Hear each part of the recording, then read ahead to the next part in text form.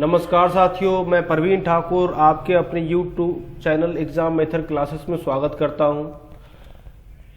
हमने बच्चे बहुत दिनों से आपके कोई वीडियो नहीं मिला, क्योंकि मैं थोड़ा ऑनलाइन क्लास में थोड़ा व्यस्तता हो गई मेरी, और साथ साथ मैं अपना एकेडमिक क्लास भी ओपन कर चुका हूं, वहां पे मैं थोड़ा व्यस्त हो गया। इस वजह से मैं आपको लगातार YouTube पे वीडियो नहीं दे सका। इसके लिए आप लोगों से मैं सॉरी चाहता हूँ। और समय को न गवाते हुए हमने कुछ 9th क्लास के मैथ R.D. शर्मा के बुक से पावर और एक्सपेरिमेंट का जो एक्सपोनेंट का जो कॉन्सेप्ट लिया है उससे क्वेश्चन मैं आपसे डिस्कस कर रहा हूं, और वो आपके एग्जाम में कहीं ना कहीं हेल्पफुल होगा। मैं कॉम्पिटिटिव एग्जाम का मैथ तो कराता ही था, साथ साथ मैं अब आपको एकेडमिक क्लास की क्वेश्चन भी कराने लगा हूं और कराता हूं लगातार, और बच्चों का सिलेक्शन उसमें होने की चांसेस बन जाती है और अच्छे मार्क्स से पास हो सकते हैं। और सिलेक्शन उन बच्चों का होगा जो कॉम्पिटिटिव एग्जाम की तैयारी करते हैं।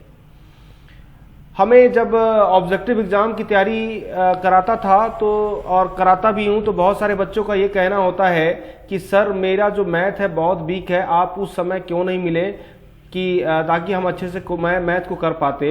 तो आज मैं 9th क्लास का मैथ कर रहा हूं शुरुआत, जिसमें हम पावर और एक्सपेरिमेंट के कुछ कॉन्सेप्ट, कुछ वैरायटी ऑफ क्वेश्चन को लेकर आए हैं, है ना, जिसे हम सर्ट्स इंडिसेस भी कहते हैं, सर्ट्स एंड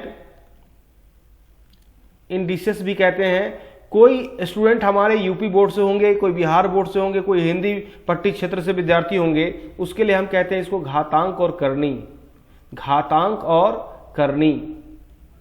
तो कहीं ना कहीं हमें इन बातों का ध्यान रखना चाहिए। और यहां तक बच्चे, ये 6 क्लास का 6 से लेके 10 तक का जो भी मैथ का पोर्शन होता है वो मैं खुद देखता हूं। तो जो बच्चे एकेडमिक क्लास के लिए इंटरेस्टेड हैं, आप मेरे सेंटर एग्जाम मेथड क्लासेस में आप ज्वाइन कर सकते हैं। एग्जाम मेथड क्लासेस आपका जो है ये DLF अंकुर बिहार में आता है ना। जैसे मैं वीडियो आपको ऑलरेडी पहले बना कर दे चुका हूं, एग्जाम मेथड क्लासेस ये DLF अंकुर बिहार में है ना। और डिस्क्रिप्शन में इस नंबर पे 99682 पे 503227 पे आप फोन करके आप मेरे से संपर्क कर सकते हैं, और लगातार आपको मैथ स्पेशल क्लास तो मिलेगी, साथ साथ कंबाइंड क्लास भी मिलेगी। एकेडमिक और कॉम्पिटिटिव दोनों टाइमिंग अलग अलग होंगे। तो अभी मैं R.D. शर्मा के बुक से कुछ क्वेश्चन लिया हूं और उस पर हम लोग डिस्कस कर रहे हैं। R.D. शर्मा का बुक, उसमें हम ध्यान रखेंगे कि किस प्रकार से प्रश्न पूछे जाते हैं आपके एग्जाम में। तो चलिए मैं टॉपिक की शुरुआत कर रहा हूं, और मैं 2-4 सवाल लेकर आया हूं, कॉन्सेप्ट बेस्ड सवाल लेकर आया हूं। तो मैं चाहूंगा कि सर्च इंडिसेस के कुछ कॉन्सेप्ट को पहले आप सीखें, उसके बाद उसके क्वेश्चन को आप करें।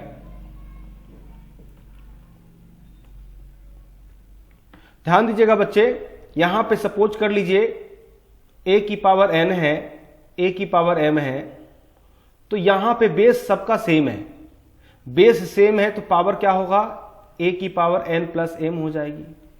इसके पीछे का लॉजिक क्या है? लॉजिक ये है बच्चे, एग्जाम्पल की बात मैं करूं, 2 की पावर 3, 2 की पावर 4। अब बच्चे गौर करेंगे, यहां पे इसका बेस और इसका बेस दोनों का सेम है, तो बेस सेम होगा। यही रीजन है कि 3 और 4 को जोड़कर हम लोग 2 की पावर 7 लिख देते हैं। अब इसके पीछे का कारण क्या है, हम जोड़ते क्यों हैं? तो 2 की पावर 3 का मतलब बच्चे होता है 2 इंटू 2 इंटू 2, 3 लिख देते हैं। और 2 की पावर 4 इंटू का चूंकि साइन है, तो 2 की पावर 2 इंटू 2 इंटू 2 इंटू 2, ये कितने बार हो गए, 3, और पहले बार और एक बार और, यानी कुल मिला के गिन लीजिए, काउंट कर लीजिए, तो 1 2 3 4 5 6 7 हो गई। यही रीजन है कि 2 की पावर हमने 7 को लिख दिया। तो बच्चे इसका कंक्लूजन ये हुआ, अगर 2 नंबर का बेस, मतलब कि सेम नंबर का बेस अगर बराबर हो और पावर अलग अलग हो, तो इनके पावर को हम क्या करते हैं, ऐड करते हैं।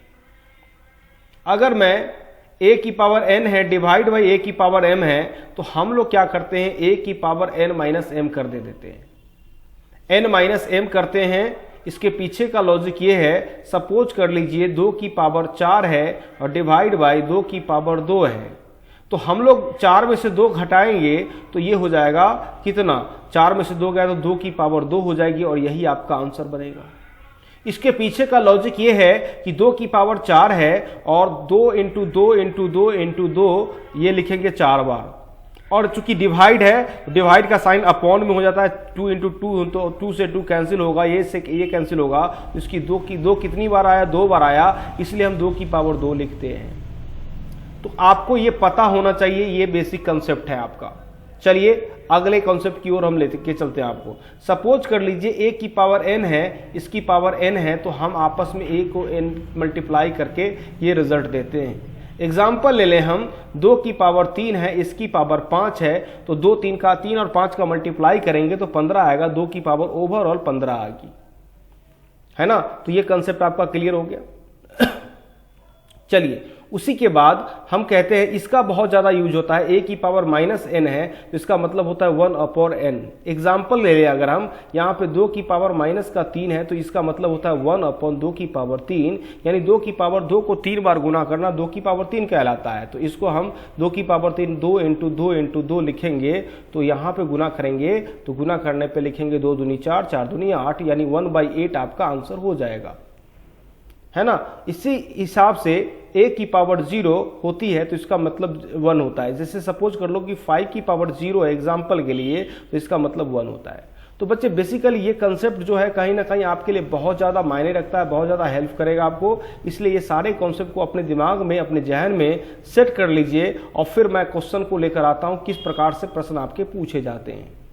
ये आपके एकेडमिक क्लास में तो यूज है, जो भी आपका एकेडमिक क्लास में यूज है वो साथ साथ कॉम्पिटिटिव एग्जाम में भी यूज है। तो मैं पहले कंपटीशन क्लास को पढ़ा ही रहा था, अब साथ साथ एकेडमिक की मैथ भी क्लासेस होगी, कंबाइंड क्लास भी हो रही है, 11-12 तक का बैच स्टार्ट हो चुका है। यदि आप इंटरेस्टेड है तो आप मेरे से जुड़ सकते हैं, कॉन्टेक्ट कर सकते हैं। चलिए अब कुछ सवाल को देखते हैं, किस प्रकार से सवाल पूछ लिए जाते हैं आपके एग्जाम में। ध्यान दीजिएगा बच्चे। अब पहला सवाल मैं लिखता हूं, आर.टी. शर्मा के 7th क्वेश्चन पे आया है। ये आपका सवाल है, 3 की पावर n इंटू 9 की पावर n प्लस 1, 3 की पावर n माइनस 1 इंटू 9 की पावर n माइनस 1। बच्चे इसको सॉल्व करके आंसर सिंप्लीफाई करके बताना है कितना रिजल्ट आएगा। तो जैसा आप इससे पॉज करके इस क्वेश्चन को सॉल्व पहले खुद कर सकते हैं। ये आपके 9th क्लास के बुक में तो है ही, ये सवाल कॉम्पिटिटिव एग्जाम में भी पूछे जाते हैं, और ये आर.टी. शर्मा 9th के बुक से लिया गया है। 9th class RD. शर्मा के बुक से लिया गया है। तो अब यहां पे हम क्या करेंगे, इसको लिख सकते हैं 3 की पावर n। ये देखो 3 के बेस पे इसको तोड़ना है।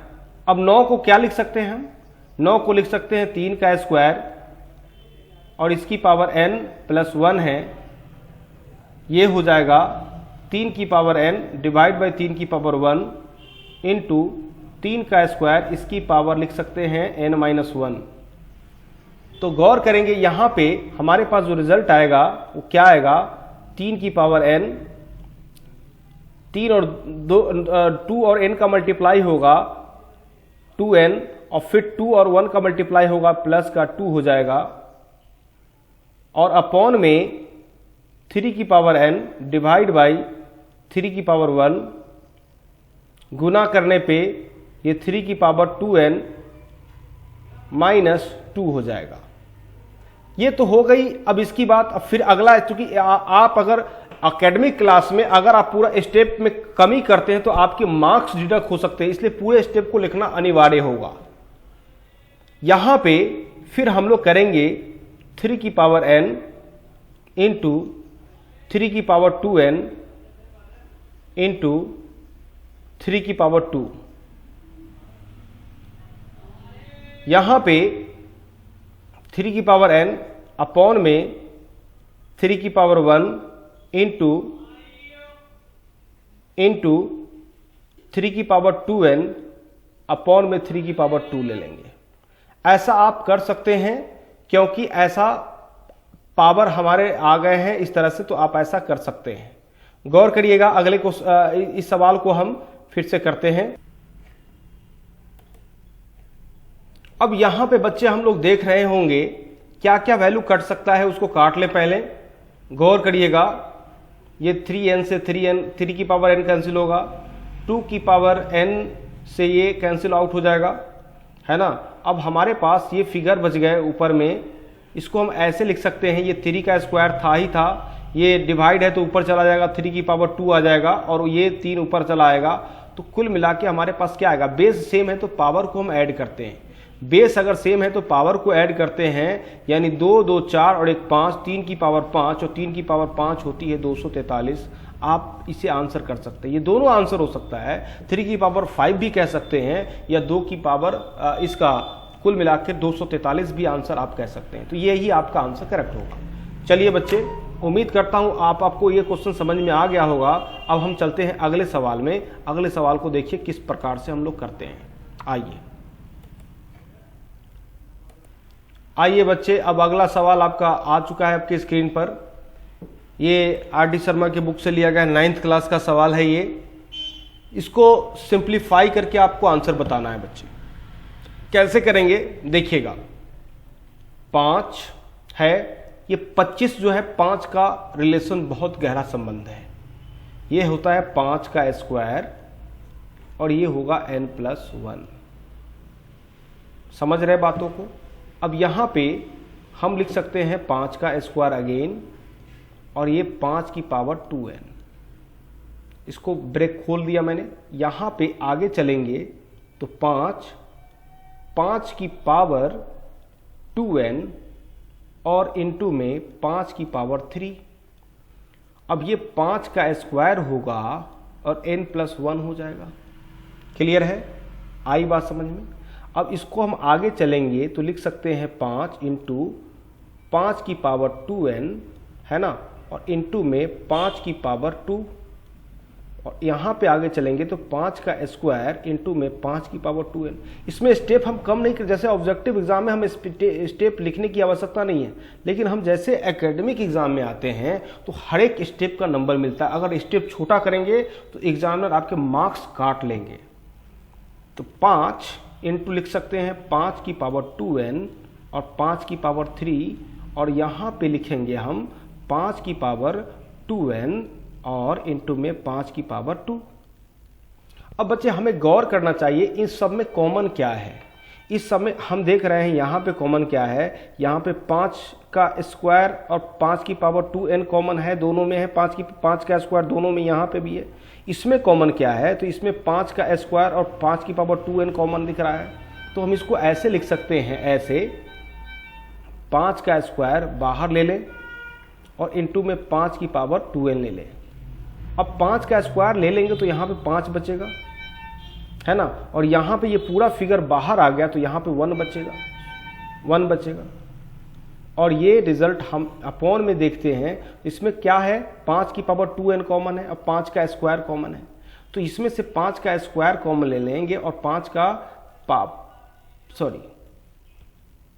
और यहाँ पे 5 की पावर 2n कॉमन ले लेंगे तो क्या रिजल्ट हमारे पास रह जाएगा, हमारे पास रिजल्ट रह जाएगा 5 का स्क्वायर कॉमन, तो 5 का स्क्वायर बचा, 5 का स्क्वायर बचा। यहाँ पे पावर 3 था तो एक पावर 5 यहाँ पे है तो ये 5 का स्क्वायर बचा और यहाँ पे 1 बचा।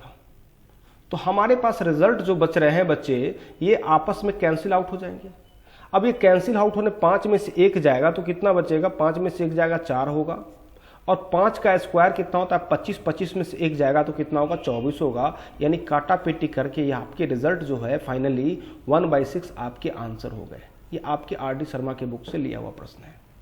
बच्चे उम्मीद करता हूं ये सारे एक्सप्लेनेशन आपको समझ में आएगा अगर बेस आपका है। तो मैं फिर से अगेन बोल रहा हूं कि 6th क्लास से आपका बेस स्टार्ट हो जाता है। तो जो बच्चे आप इंटरेस्टेड है कि मैथ को बहुत अच्छे लेवल तक पहुंचाना है तो मेरे साथ जुड़िए, है ना, कनेक्ट होइए और देखिए मैं कैसे आपको मैथ में एक्सपर्ट बनाता हूं। मैं चाहे वो ऑब्जेक्टिव एग्जाम की बात हो या एकेडमिक क्लास की बात है, आपको तय करना है कि क्या करना है, उसके अकॉर्डिंग रिजल्ट आएंगे, आंसर आएंगे, इस बात की पूरी गारंटी है। चलिए अब अगले सवाल में चलता हूं। तो अगले सवाल पे आ जाइए। अगला सवाल आपको आ रहा हूं, स्क्रीन पे दे रहा हूं। आइए बच्चे, यहां पे अगला क्वेश्चन आपके सामने आ चुका है। 7 की power 2x + 3 find the value of x की वैल्यू फाइंड आउट करनी है। तो कैसे करेंगे बच्चे, गौर करिएगा। अब यहां पे रिजल्ट क्या होगा उसको देखते हैं हम। यहां पे बेस सेम होगा तभी तो पावर सेम हो सकता है। मैंने एक कंसेप्ट समझाया था भाई, अगर a की पावर 0 है तो इसका मतलब 1 होता है। अब आपके दिमाग में क्वेश्चन होगा सर ये 1 कैसे आया होगा, तो हम लोग ऐसा कर सकते हैं 7 की पावर 2x प्लस 3, बेस को सेम करने के लिए 7 की पावर 0 लिख सकते हैं। कर सकते हैं ऐसा पक्का? हाँ या ना तो मैं नहीं पूछ सकता क्योंकि लाइव क्लास नहीं, अपने आप से पूछ लीजिए यस और नो, ये सेटिस्फाइड होगा या नहीं होगा। बच्चे अगर बेस सेम है ना तो हम पावर को सेम कर सकते हैं, यानी लिख सकते हैं हम लोग, क्या लिख सकते हैं, गौर करिएगा, यहाँ पे लिख सकते हैं 2x प्लस 3 बराबर 0। अगर ये आ गया तो हम लोग लिख सकते हैं 2x, अगर ये 3 इधर आ गया तो माइनस का 3 हो जाएगा, और x की वैल्यू जो हो गई, x की वैल्यू क्या होगा, -3/2 हो जाएगी। तो आपको लो जी आपका आंसर हो गया -3/2, 3/2 इज द राइट आंसर। ये x की वैल्यू फाइंड आउट हो गई। तो हमें सारे कॉन्सेप्ट जब पता होते हैं, सारे रूल जब पता होता है, तो हमारे एक अलग कॉन्फिडेंस आता है, हमें लगता है कि सबसे महान मैं ही हूं, सब कुछ मुझे आता है। तो ऐसा महान आपको भी बनना है। तो चलिए अगले सवाल की ओर चलते हैं। तो अगले क्वेश्चन का वेट करिए, मैं अभी अगला क्वेश्चन लेकर आ रहा हूं आपके सामने। अब आपके सामने अगला सवाल आ चुका है, 2 की पावर x प्लस 1, 4 की power x minus 3, then find the value of x, then find the value of x। तो हम लोग क्या करेंगे, इसको ऐसे लिख सकते हैं 2 की पावर x प्लस 1 बराबर है 2 अब ये 4 किसका स्क्वायर है, तो 4 2 का स्क्वायर है, और x माइनस 3 हो जाएगा। तो हम इसको लिख सकते हैं बच्चे, क्या इसको लिख सकते हैं 2 की पावर x प्लस 1 बराबर 2 और x का मल्टीप्लाई होगा 2x माइनस 6। अगर मैं बेस सेम की बात करूं तो बेस इनका सेम हो गया। बेस अगर सेम होगा तो इसको लिख सकते हैं हम x प्लस 1 बराबर 2x माइनस 6। अगर ये x एक जाति वाले को एक साइड करते हैं, मतलब सेम कोफिशिएंट वाले को एक साइड करेंगे, यानी x इधर आएगा तो 2x माइनस x हो जाएगा, और चूंकि ये आपका माइनस में है तो इधर आके प्लस हो जाएगा, यानी हम लिख सकते हैं यहाँ पे 6 और 1 को जोड़ेंगे तो 7 हो जाएगा। ये 7 हो जाएगा, और 2x में से x माइनस करेंगे तो 7, यानी आपका जो x का फिगर होगा वो 7 होगा, और 7 आपके आंसर करेक्ट हो जाएंगे। तो उम्मीद करता हूं ये सवाल आपको समझ में आ गया होगा। एक और सवाल करते हैं, उसके बाद फिर अगले लेक्चर में हम और भी चीजें सीखेंगे। आइए बच्चे, अगला सवाल ये है आपका कि a 2 की पावर 5x है प्लस 3 है बराबर है 8 की पावर x प्लस 3, x की वैल्यू फाइंड आउट करनी है। तो x की वैल्यू फाइंड आउट कैसे करोगे, मैंने कहा था कि इसके बेस को आप इक्वेट करिएगा। इसको लिख सकते हैं हम 2 की पावर 5x प्लस 3, इसको लिख सकते हैं हम ब्रेक करके 2 की पावर 3 और इसकी पावर x प्लस 3। इसको हम सॉल्व करेंगे तो लिखेंगे 2 की पावर 5x प्लस 3, और इसको लिखेंगे क्या 2, 3 और x का मल्टीप्लाई होगा 3x होगा, 3 3 का मल्टीप्लाई 9 होगा। यानी इन दोनों का बेस अगर बराबर हो गया तो बच्चे हम लोग क्या कर सकते हैं, बेस अगर बराबर है तो हम दोनों पावर की इक्वेट कर दें, यानी लिख सकते हैं हम 5x प्लस 3। आप स्टेटमेंट लिख सकते हैं if base are same then power are also same. ये लिख दोगे तो थोड़ा मार्क्स आपके एग्जामिनर थोड़ा खुश हो जाएंगे।